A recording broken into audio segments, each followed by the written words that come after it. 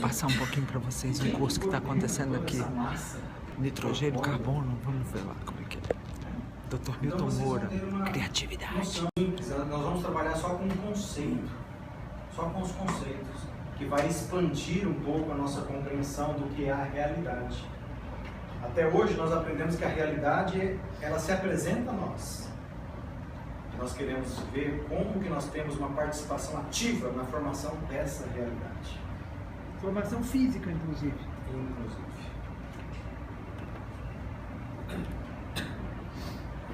Vamos diminuir a luz. Pode deixar.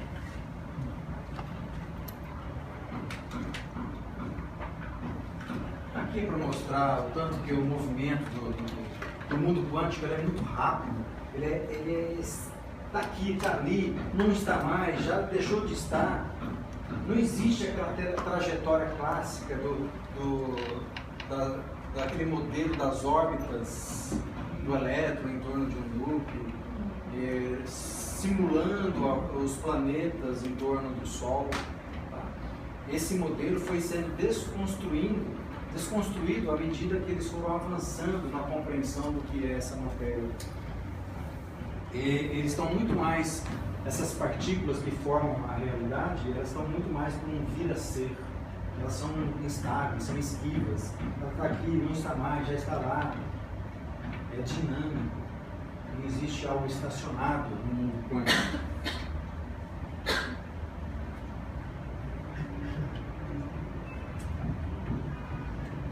Dando a luz a uma infinita expansão de tempo, espaço e matéria, todos os dias novos descobertas estão revelando segredos misteriosos, magníficos, mortais, de um lugar que chamamos de universo.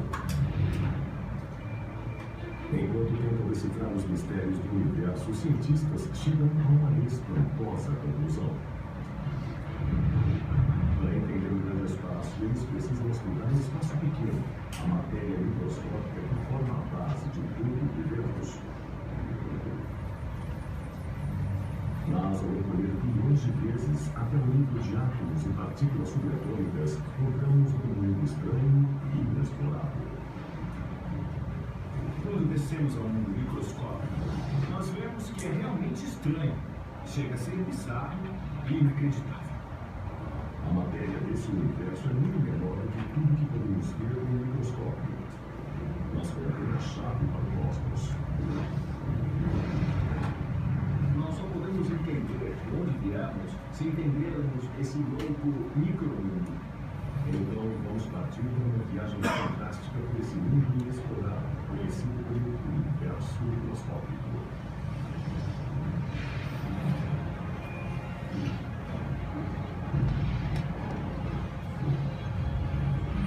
O universo microscópico. De fato, o experimento mais famoso na física quântica mostra como um objeto pode estar em dois lugares ao mesmo tempo. Um resultado que surpreendeu o grande Albert Einstein. Enquanto exploram o universo microscópico, os cientistas descobrem que é governado por regras muitas vezes incompreensíveis para aqueles que vivem no mundo normal. Os menores tamanhos imagináveis, não só a informação parece viajar a velocidades maiores que a luz, como a observação humana parece decidir o que acontece. Parece que o comportamento da matéria mecânica quântica é diferente quando olhamos para ela e quando não estamos olhando. Chegou-se a essa profunda conclusão a partir do experimento do fluido. Os cientistas realizaram esse experimento pela primeira vez há um século. Dispararam focos de luz através de uma placa de metal com duas fendas. A luz atravessou os furos e atingiu a tela atrás da placa. Eu vou mostrar os resultados desse incrível experimento com um monte de bolas de beisebol e uma barreira que nós colocamos com 2 buracos. Normalmente, no mundo do dia a dia, se eu jogar bolas de beisebol através de um buraco ou de outro, elas formarão um padrão previsível numa tela que nós instalamos bem atrás da base. Elas baterão em um lugar ou em outro.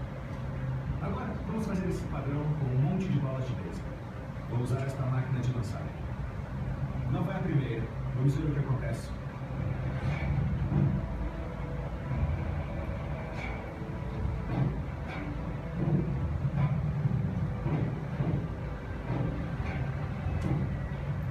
Nós podemos observar que as bolas bateram na tela em 2 montes distintos.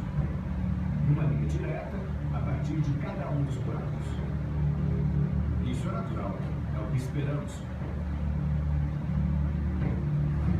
Mas quando vamos para o universo microscópico e usamos elétrons, que são 10 trilhões de vezes menores que bolas de beisebol, temos um resultado muito diferente quando realizamos esse experimento. Um padrão que você esperaria se as bolas fossem ondas passando pelos 2 buracos ao mesmo tempo e interferindo umas com as outras.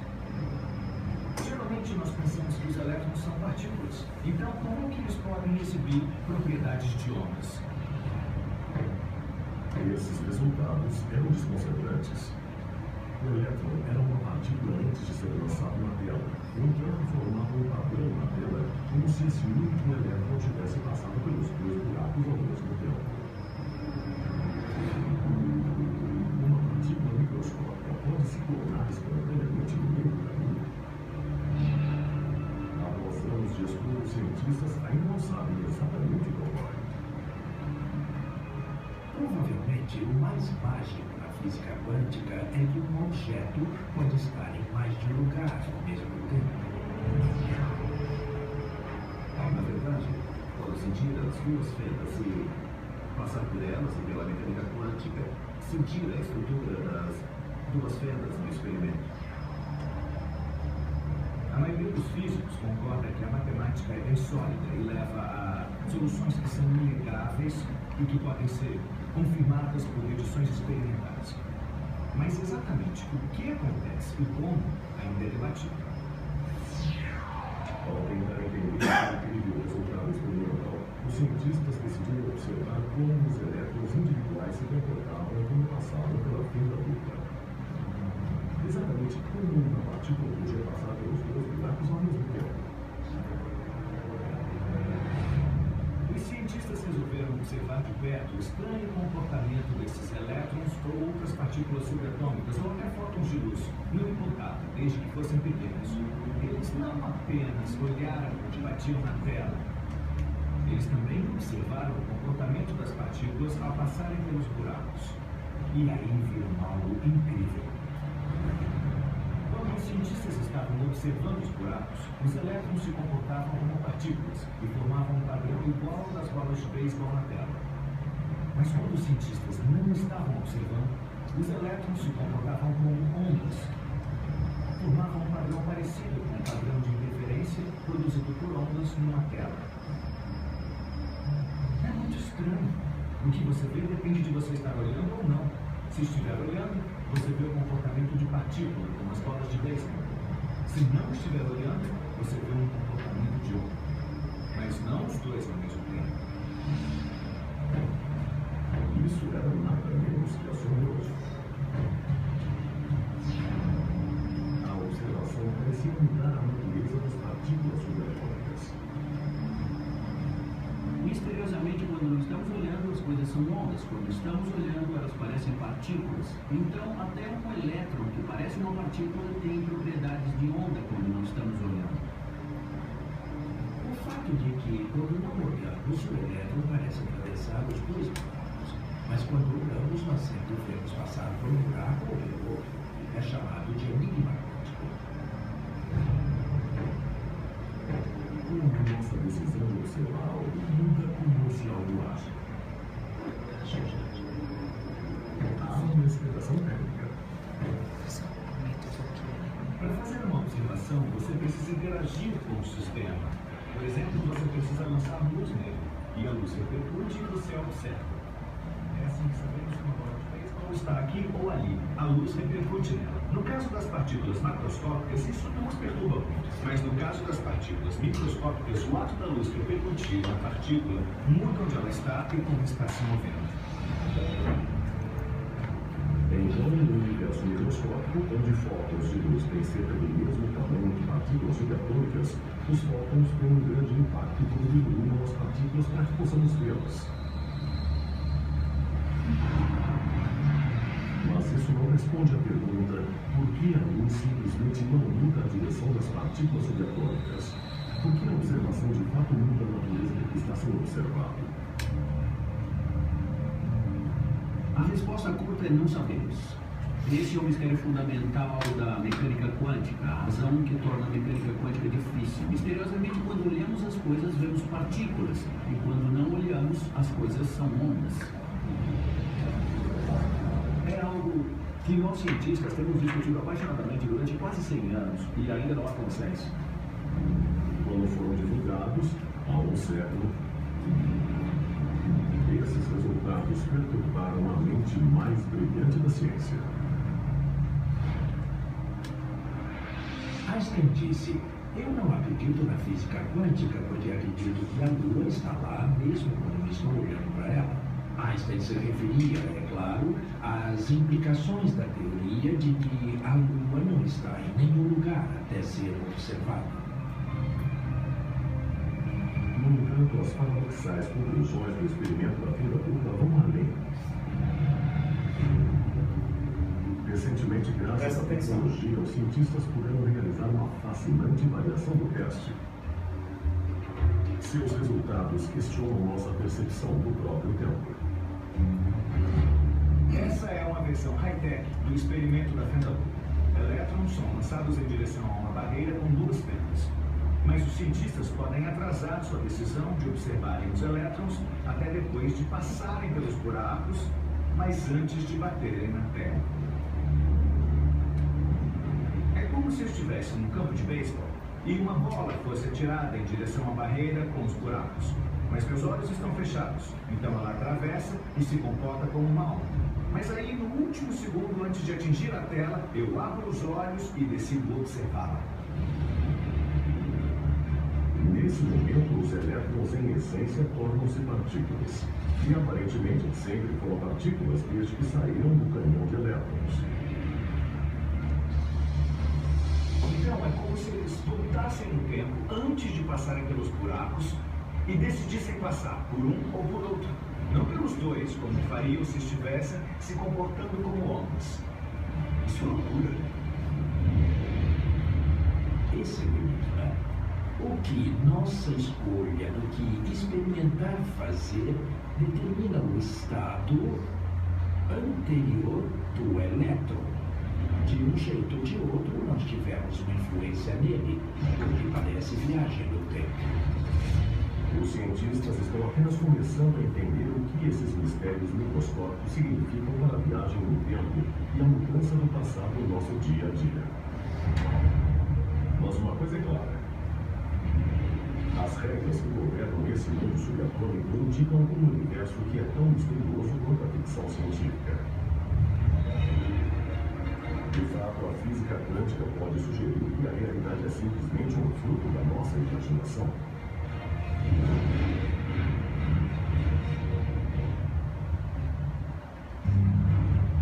Talvez as mesmas respostas para a pergunta o que acontece no universo às escalas muito pequenas estejam ligadas às perguntas como era o universo antes do Big Bang? Ele simplesmente nasceu no Big Bang? Ou havia algo diferente que então se tornou o universo que conhecemos no Big Bang? Não temos respostas para todas essas perguntas, mas estão todas ligadas à questão do que ocorre na escala de Planck. Você pode pensar que essas minúsculas coisas da escala do Planck não tem nada a ver conosco, que somos bem maiores, mas tem tudo a ver, são as nossas origens. Todo o nosso universo, se olharmos para trás, teria sido menor que o comprimento de Planck. Seja o que for que exista nas menores escalas do mundo subatômico, e seja como for que se comportem, os cientistas dizem que precisam entender esse mundo antes que possam compreender o cosmos acima, o comportamento humano, e o que pode ter existido antes do Big Bang. É uma formidável quantidade de informações inserida num espaço inacreditavelmente pequeno. O universo microscópico.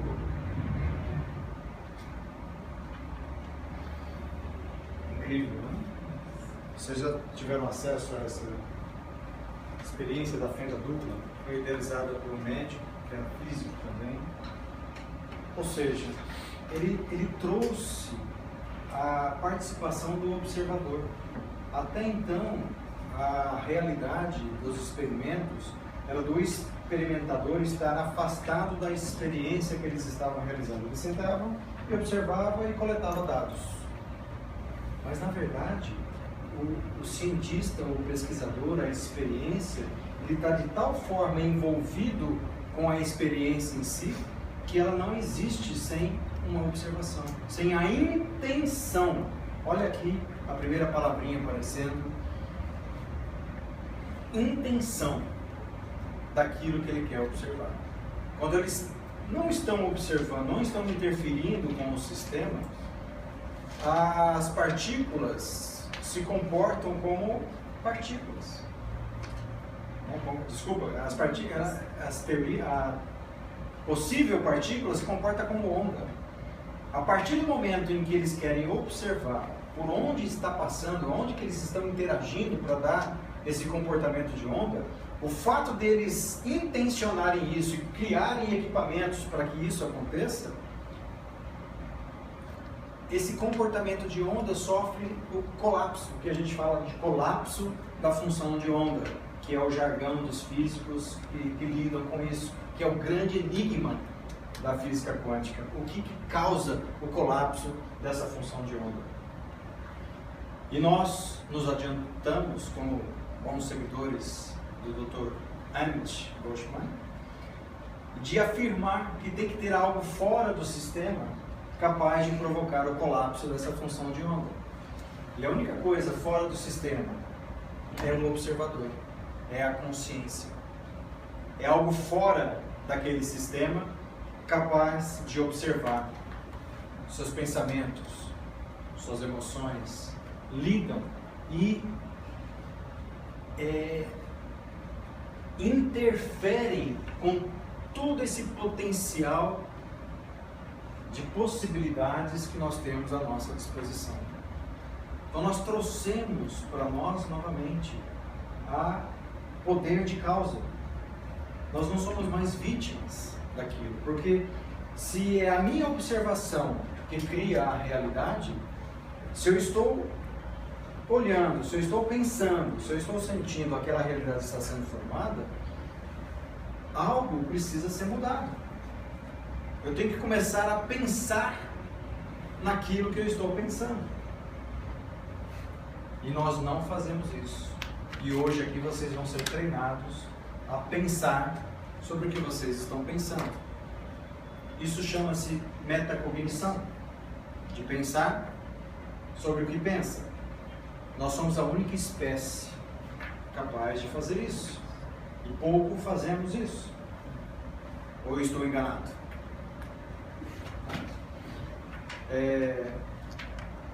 Imagine a gente começar a pensar nos 60 mil, 70 mil pensamentos que nós temos diariamente. Mas nós podemos começar a ficar pelo menos mais conscientes desses processos inconscientes. 95% daquilo que nós somos, 95% daquilo que vocês são, daquilo que vocês estão sentados aí, de nós, é inconsciente. Apenas 5% daquilo que vocês são é consciente.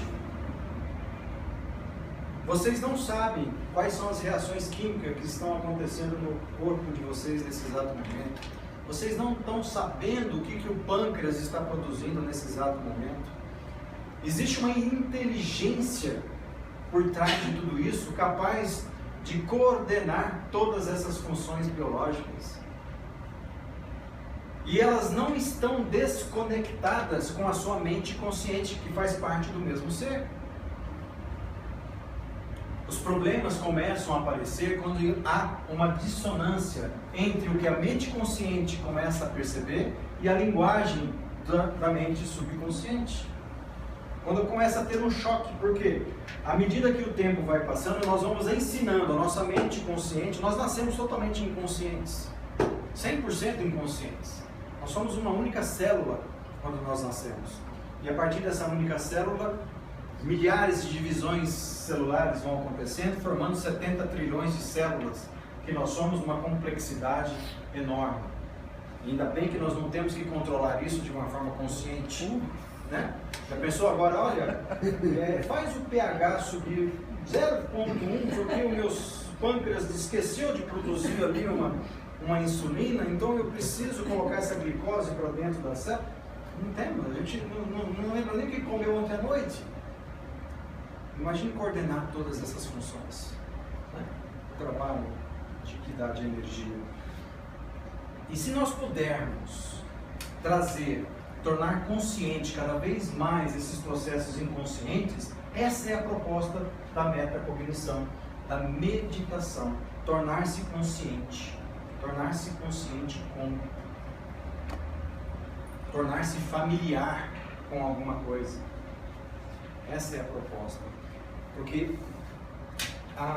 os pesquisadores da física quântica, por tanto que eles quiseram adentrar nesse mundo minúsculo, esse mundo microscópico que nos forma, eles foram deixando de encontrar partículas sólidas, aqueles componentes do Lego, né?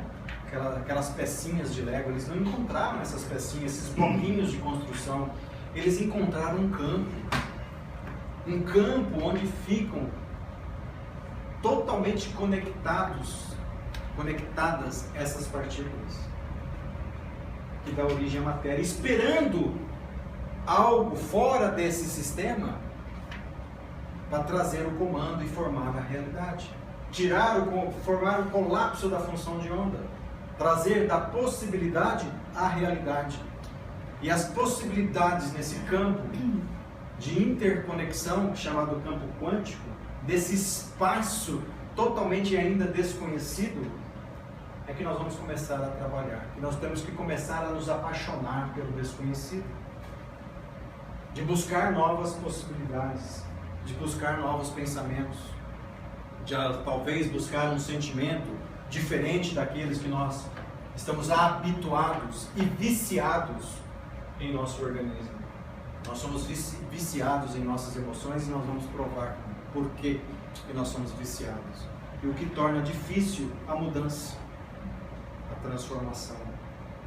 Os vícios emocionais. Os vícios emocionais. Então nós temos que começar a chamar a atenção para esse espaço. Porque a matéria, se nós formos pegar o átomo mais simples que nós temos, que é o hidrogênio, que tem um único próton, um único núcleo e um elétron, né, que forma a estrutura do átomo de hidrogênio, e trazê-lo para uma escala macro para a gente compreendê-lo, esse núcleo vai estar no centro do estádio do Morumbi. Certo? Eu sou obrigado a ficar olhando esse símbolo aí. Né? E o elétron vai estar na última arquibancada. O que existe entre o núcleo e o elétron? Do centro do campo do Morumbi com a última? Espaço. Espaço. E o que tem nesse espaço? Aí que está o segredo. Esse espaço está longe de ser um espaço vazio como se pensava antigamente. Esse espaço é um espaço rico, um espaço energético, um espaço de conexões. E aí justamente é nesse espaço que dá a possibilidade de se formar essa matéria. É um espaço. 99,9% de um átomo é espaço. 0,0001 é matéria propriamente dita. Tudo que é chamado mundo material que nós vivemos é feito de espaço. Se nós pegarmos o nosso corpo e eliminarmos todos os espaços existentes, todo o nosso corpo cabe numa cabecinha de alfinete. Tudo que é chamado mundo material, onde nós vivemos, é feita de mínimo de matéria. E aí, será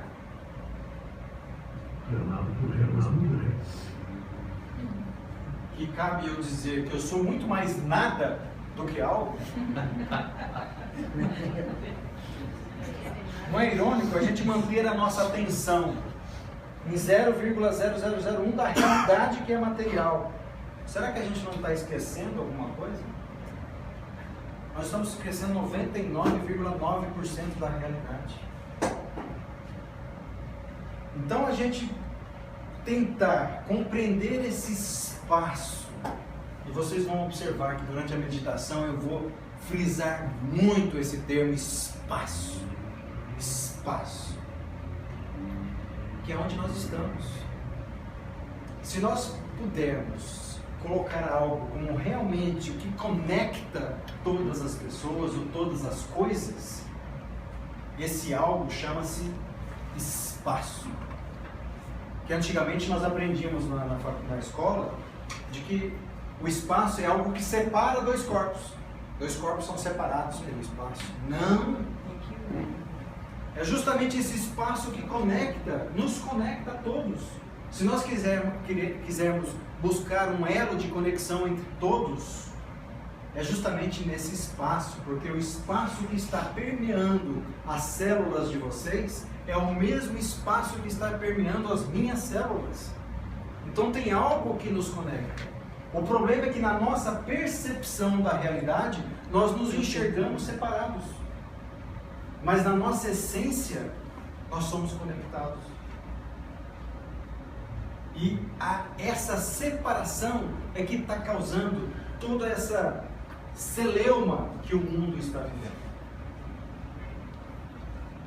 Que aí vem o ego, vem as reações emocionais, vem os pensamentos, vem os paradigmas que nutriram contextos.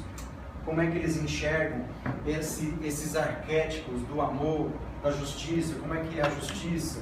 O que é a abundância na minha vida? Como é que eu represento isso? Como é que eu represento o amor? Como é que... Tudo isso são arquétipos que a consciência escolhe o seu significado através do conjunto de pensamentos que nós temos. E esse conjunto de pensamentos vai desencadear, através do nosso sistema límbico, um conjunto de emoções, mas que não está restrito ao cérebro límbico, porque essa energia das emoções circula pelo corpo. E é justamente no corpo onde nós identificamos as nossas emoções. Nós ensinamos emocionalmente o nosso corpo. E através desse ensinamento nós criamos os nossos hábitos. E quando o corpo fica muito maior do que a nossa mente, isso chama-se hábito. Porque conscientemente você esquece a senha do seu banco. Mas se você chegar em frente à caixa, você deixa os seus dedos irem, ele sabe o que vai digitar. Às vezes você nem lembra do número, mas o seu corpo sabe. Porque você ensinou tanto aquilo para o seu corpo que virou um hábito. Imagine diariamente o que nós estamos ensinando habitualmente ao nosso corpo. Tanto que fica difícil nós lutarmos com relação a isso. Trazer então a presença e a importância do observador. É essa nossa consciência, essa nossa essência que participa nesse espaço, criando o colapso das funções de onda e criando a nossa realidade. Por isso que a gente afirma que a minha personalidade cria a minha realidade pessoal. A minha maneira de pensar, os meus pensamentos, as minhas ações, os meus sentimentos, cria a minha realidade pessoal. Eu não sou mais vítima do ambiente. Eu tenho uma participação ativa nesse ambiente, porque sou eu que crio a realidade. O grande problema é que nós nos habituamos a culpar o ambiente e nos vitimizarmos disso, de que está tudo contra mim. Tudo está sendo conspirado contra mim. As coisas acontecem na minha vida porque há algo tramando no universo contra mim. essa posição de vítima não ajuda. Se eu retomar a capacidade de mudar, de transformar e assumir essas responsabilidades, eu tenho condições de, se eu não estiver satisfeito com a minha realidade pessoal, que o método Quantum faz de uma forma brilhante, que eu conheci hoje, e fiquei encantado com o que eu vi,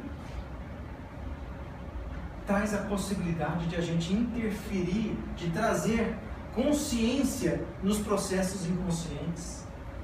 Olha a ferramenta que vocês têm em mãos de transformação. Isso quando vocês querem colocar isso para os outros, mas aqui, como eu disse, o workshop é para vocês. É para vocês, é a mudança de vocês. Nós vamos exercitar como que nós vamos trabalhar com esse campo quântico de infinitas possibilidades, porque todos os potenciais de existência existem nesse campo eletromagnético, em potencial de existir. Basta eu sintonizar. Alegria, ela existe no campo quântico. Tristeza, existe também. Amor, também. Abundância, riquezas, existe. Pobreza, também. Com o que eu quero me sintonizar? Por quê? Porque quando eu penso, eu estou transmitindo ondas elétricas. Cada pensamento que eu tenho. E quando eu estou sentindo, estou tendo uma emoção, é um campo magnético que eu estou produzindo. Quando eu estou pensando e sentindo, eu estou produzindo um campo eletromagnético que vai entrar em ressonância com esse campo infinito de possibilidades que nós temos à disposição. Então, eu estou tendo uma assinatura energética a cada pensamento e a cada sentimento que eu tenho. Eu estou construindo o meu estado de ser. E através deste estado de ser que eu transmito a minha personalidade, as minhas informações e recebo de volta aquilo que eu quero. Então, se algo acontece, é porque inconscientemente nós estamos passando essas informações para o campo quântico. E esse campo quântico tem um humor formidável. Ele é bem humorado. Porque, como a gente fala, como é que eu entro nessa comunicação com esse campo quântico? Nós temos a linguagem, duas linguagens.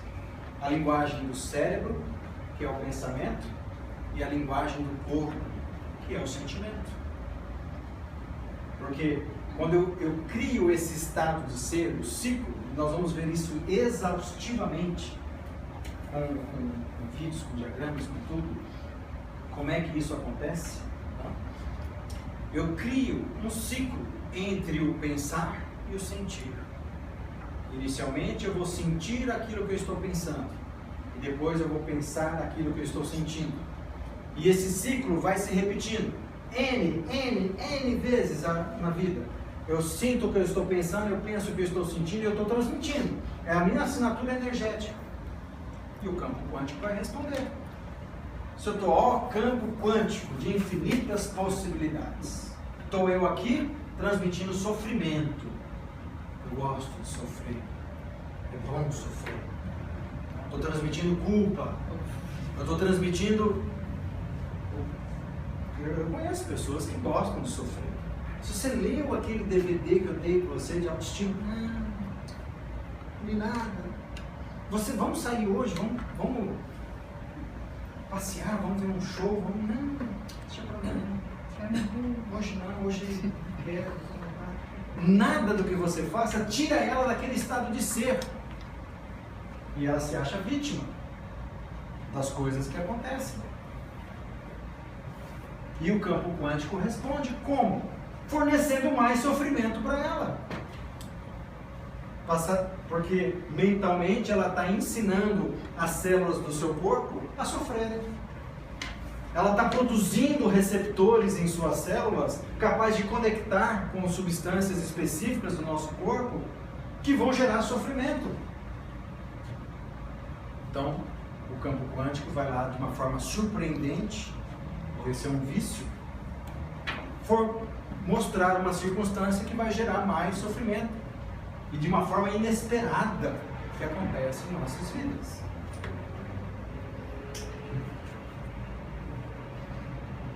Então, ó, campo quântico, estou aqui transmitindo sofrimento. Por favor, me devolva mais sofrimento, mas não é um sofrimento qualquer, não, é um baita sofrimento. É um sofrimento que faça as minhas células receberem aquela dose desse vício.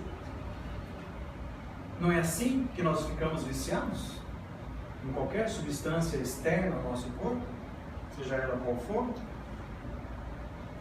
É assim. A gente precisa de mais e mais para satisfazer as nossas células daquela sensação que nós temos no momento do vício.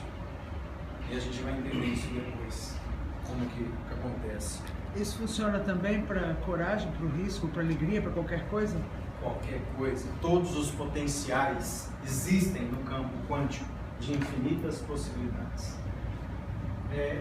O grande problema é que por que se torna tão difícil a gente mudar alguma coisa? Por que é difícil a gente mudar um hábito? A gente vem ensinando o nosso corpo emocionalmente durante 10, 20 anos.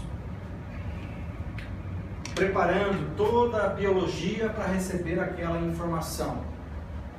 Aí de repente eu escuto um workshop do Dr. Milton, ele fala em autoestima, aquilo faz sentido para mim, eu me sinto com um bem-estar tão grande com aquela informação, aquilo que eu produzi, que eu falo, não, a partir de hoje eu não mais vou sofrer, não quero mais sentir culpa nenhuma na minha vida, eu vou querer autoestima.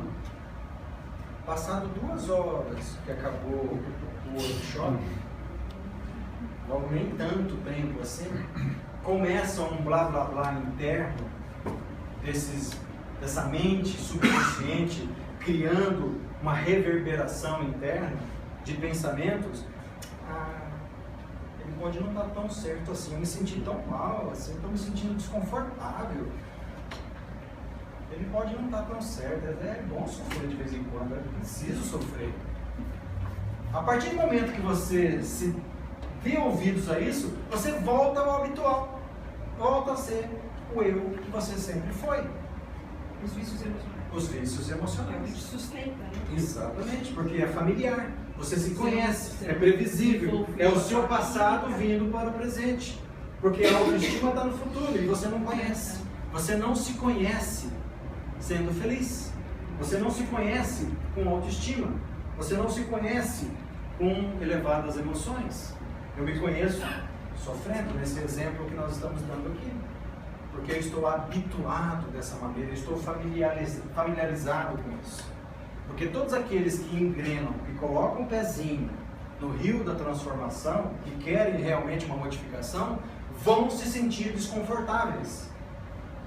Porque vocês não se conhecem nesse novo eu.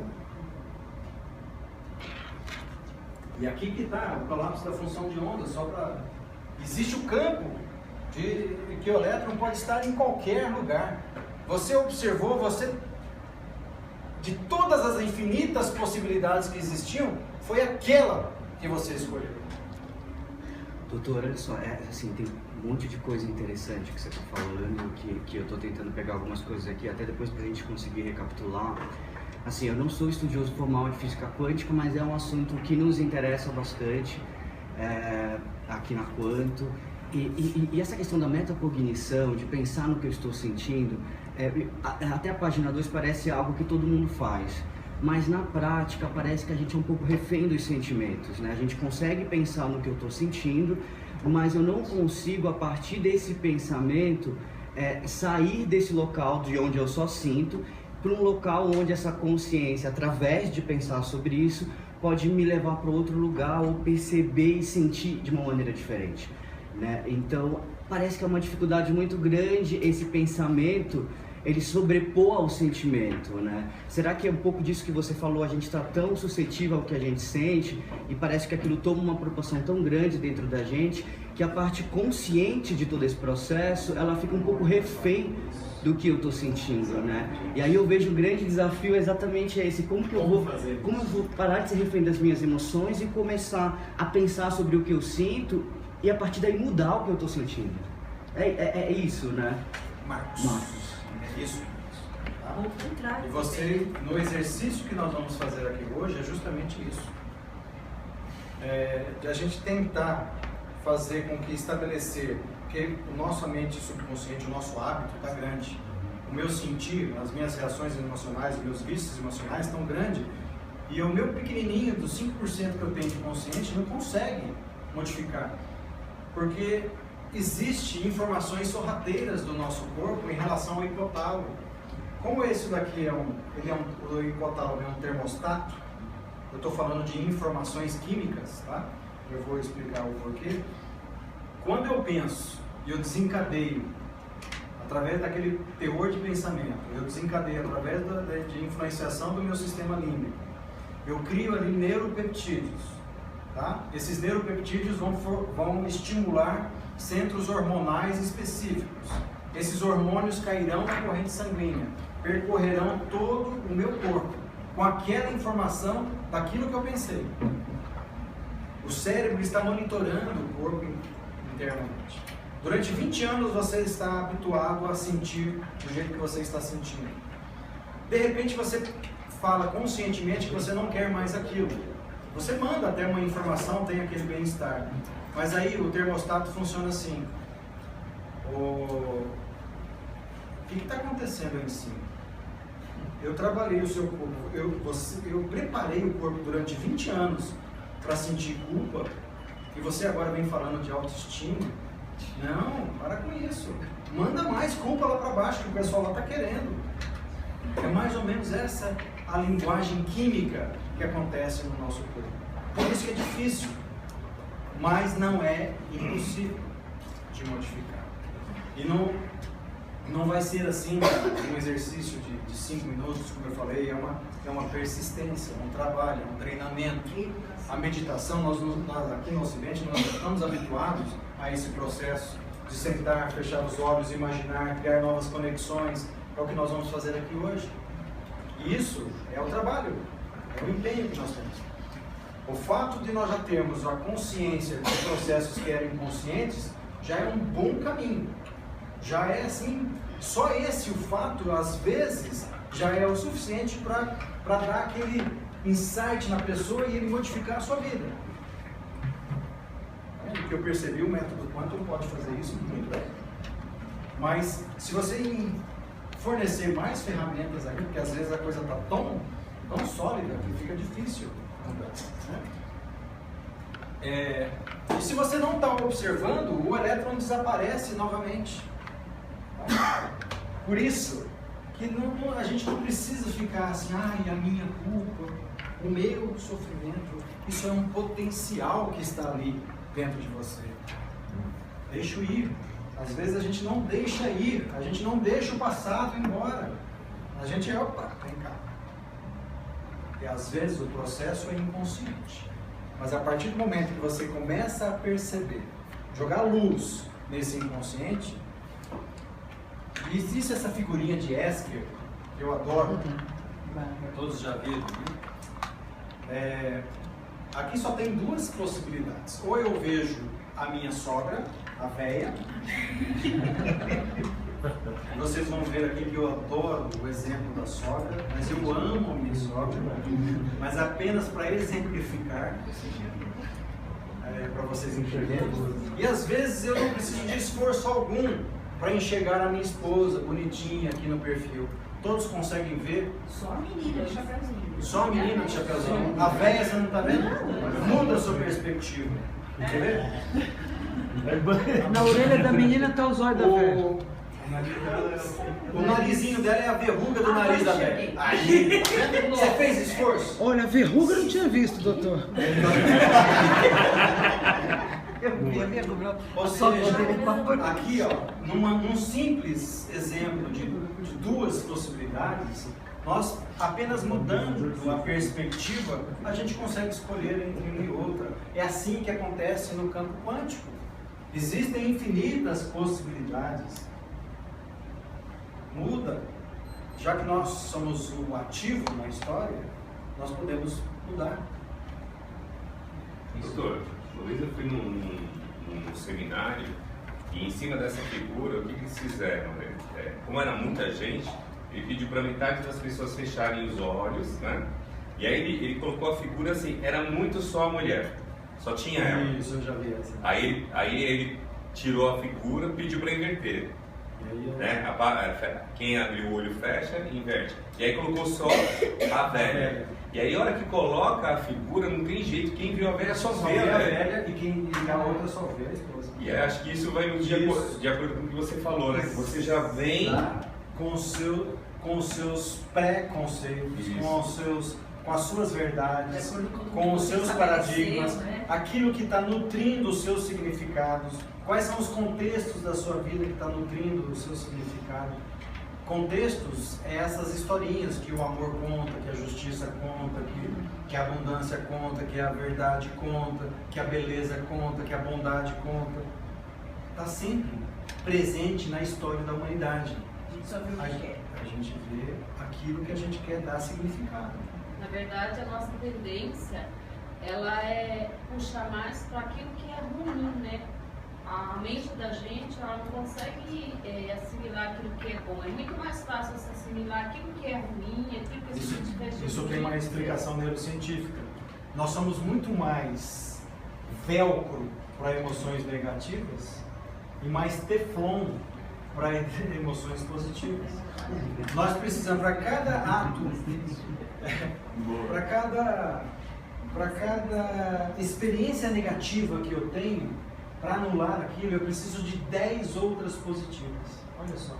De tanto que nós estamos condicionados às emoções negativas. É muito mais fácil eu ficar ressentido, é muito mais fácil eu sentir mágoa, é muito mais fácil eu ter raiva, ódio. Né? Isso fez parte da nossa evolução, né? Do que eu sentir admiração pela vida, de ter gratidão, de ter alegria pela vida. Essas emoções nós precisamos estar cultivando a todo instante, porque eu preciso criar as conexões para representar essas novas emoções. É a nova era que nós precisamos. Doutor. Então, o nosso principal objetivo talvez seja realmente dar vazão às emoções positivas. Porque as emoções negativas, os circuitos já estão aí, presentes. As conexões das emoções positivas ainda não, nós estamos construindo. Eu li alguma coisa sobre emoções negativas, dizendo que elas foram necessárias para a nossa sobrevivência no desenvolvimento. As pessoas que tinham medo, os genes de medo, conseguiram viver. Os que não tinham medo enfrentavam o negócio e morria. Mais ou menos por aí. Há 10 milhões de anos atrás, o nosso medo era primordial para a nossa sobrevivência.